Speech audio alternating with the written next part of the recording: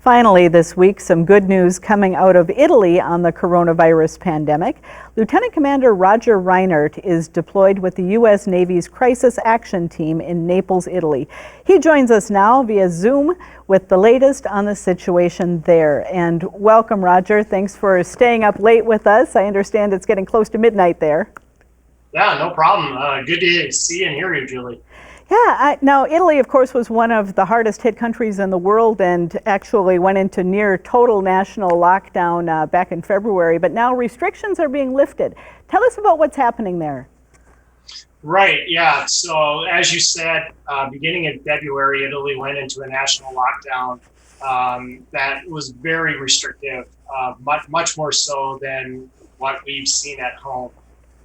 Essentially couldn't leave their homes, medical emergencies only, really narrowly defined essential work. And that lasted until May 4th. And so coming into May 4th, the government had a 6-week, 3-phased reopening plan. And on that first step on May 4th didn't even bring them to wherever you all had been at home this entire time. So only this past week and a half could the Italians even just leave their homes to go outside to go for a walk or to run or ride a bicycle or any of those sorts of things. And as bases located here, co-located with the Italians, we have complied with those decrees as well, which means I've been confined to base for the entire time I've been here so far. That must have been quite remarkable when people were finally able to get outside after so many weeks being locked up. What was that like? It really was. I mean, as you know, I'm a runner, and so on our larger base, I can do a 3-mile loop. And so this week, doing my run and seeing on the other side of the fence, Italian families finally able to be outside and together. I mean, I'll admit it was emotional. Like I felt joy for them. They have really suffered and sacrificed a lot here. Mm-hmm. So what's happened in terms of the number of cases and the number of deaths? Have things stabilized, or have they noticed any difference since the reopening began? Yeah, great question. So they've actually been on a downward slide, a positive movement in overall infections, moving downward, recoveries moving upward. And then the other metric we follow closely is number of people nationally in the ICU. So for about 3 weeks now, with a little blip here and there, all of those numbers have been trending in a positive direction. Now, what's interesting is with that first phase of reopening on May 4th, the numbers have continued to move in a really positive direction. In fact, last week on Wednesday, the number of recovered overall surpassed the number of infected overall. And now, just over a week later, the gap between those two is over 30,000 people. So not only are the numbers moving in a positive direction, they're actually accelerating. So really great news here.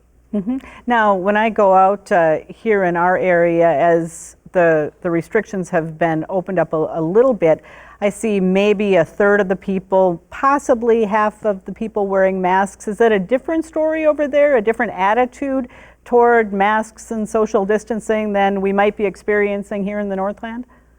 Yeah, and it is, obviously I'm staying in tune with what's going on at home, and that really is a stark contrast. So as things open up, what I've seen are two things. One is there is this, I think, appreciation for what they went through and a real sense of we don't want to mess this up. Like, we sacrificed and suffered a lot, so we're going to play by the rules. And here that means wearing a mask.